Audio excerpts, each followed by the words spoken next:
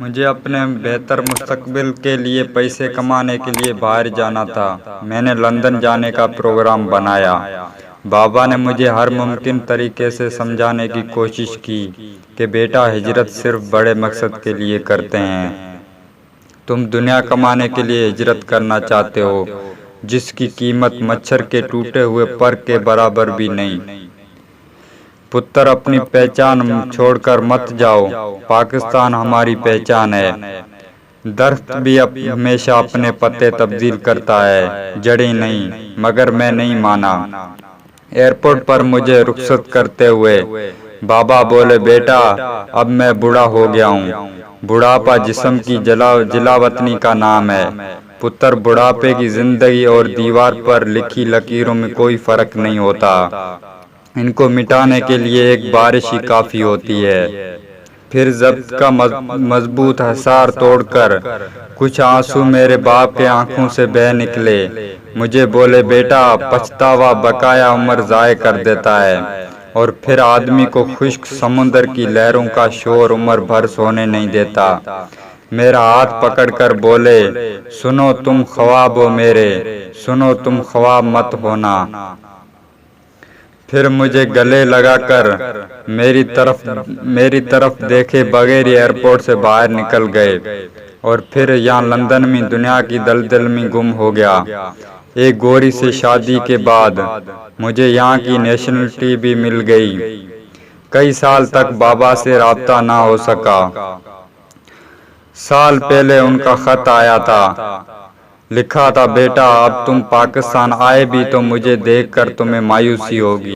اب تم میرے چہرے کو دیکھ کر ڈر جاؤ گے، کیونکہ اب اس پر سرسوں کی پیلی رت اتر چکی ہے۔ تھوک کے خون سے یقیناً تمہیں نفرت ہو گئی، مگر اب یہ طبیب کے بس میں بھی نہیں رہا۔ اب تم مجھ سے ٹوٹ کر پیار نہیں کر سکو گے، اور یقیناً اپنی بیوی بچوں کے پاس پلٹ جاؤ گے۔ بیٹا، مجھے تیری جدائی نے مار دیا ہے، ورنہ میں اپنے مرنے تک جینا چاہتا تھا۔ بیٹا، میری آنکھوں کا دریا سوکھ گیا ہے۔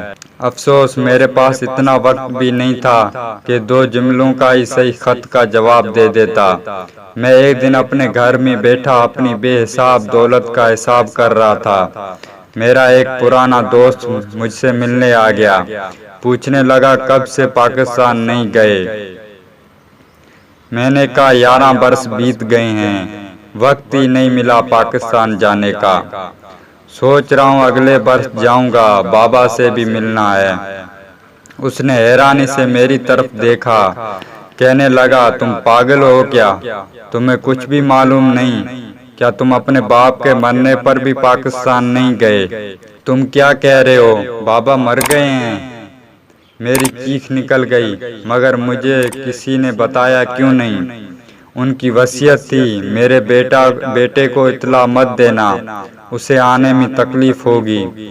اور پھر مجھے یوں لگا جیسے بازی پلٹ گئی ہے، اور میں اپنا وجود بھی ہار گیا ہوں۔ بابا کے الفاظ پگھلے ہوئے شیشے کی طرح میرے کانوں میں گونجنے لگے، بیٹا، مجھے تیری جدائی نے مار دیا ہے، ورنہ میں اپنے مرنے تک جینا چاہتا تھا۔ بیٹا، پچھتاوا بقایا عمر ضائع کر دیتا ہے، اور پھر آدمی کو خشک سمندر کی لہروں کا شور عمر بھر سونے نہیں دیتا۔ سنو تم خواب ہو میرے، سنو تم خواب مت ہونا۔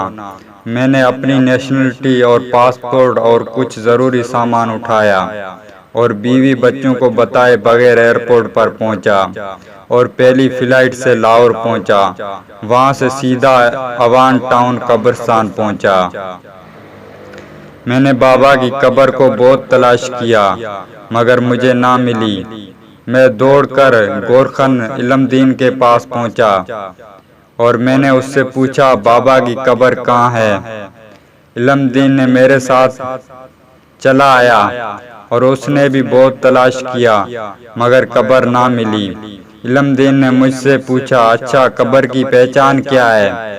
مجھے بابا کی بات یاد آ گئی، بیٹا، پہچان کی ضرورت تو قبروں کو بھی نہیں ہوتی۔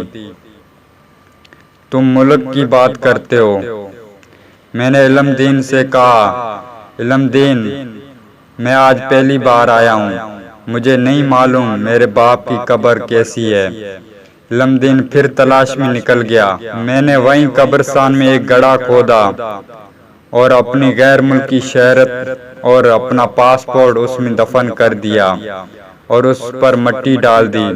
پھر میں نے غور سے دیکھا، اس گڑھے کے ساتھ ہی میرے باپ کی قبر ابھر آئی تھی۔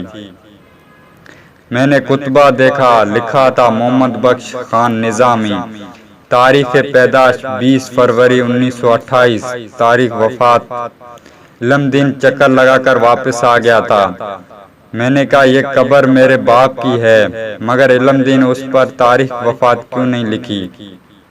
علم دین نے قبر کی طرف دیکھا اور پھر افسوس اور نفرت سے میری طرف دیکھا اور خاموش رہا۔ پھر کچھ ہی دیر بعد بولا، مجھے تاریخ تو یاد نہیں، غالباً 4 مہینے پہلے کی بات ہے جب میں نے یہ قبر بنائی تھی، مگر اس پر کتبہ نہیں تھا۔ پھر ایک رات جب رات کو چکر لگانے آیا تو انتہائی خوبصورت انسان جس کا چہرہ نور سے چمک رہا تھا اس قبر پر کتبہ نصب کر رہا تھا۔ وہ کوئی انسان نہ تھا، شاید کوئی فرشتہ تھا۔ یہی سوال میں نے بھی اس سے کیا تھا، یہ اجنبی اس کتبے پر تاریخ وفات کیوں نہیں؟ ویڈیو اچھی لگے تو لائک اور سبسکرائب ضرور کریں چینل کو۔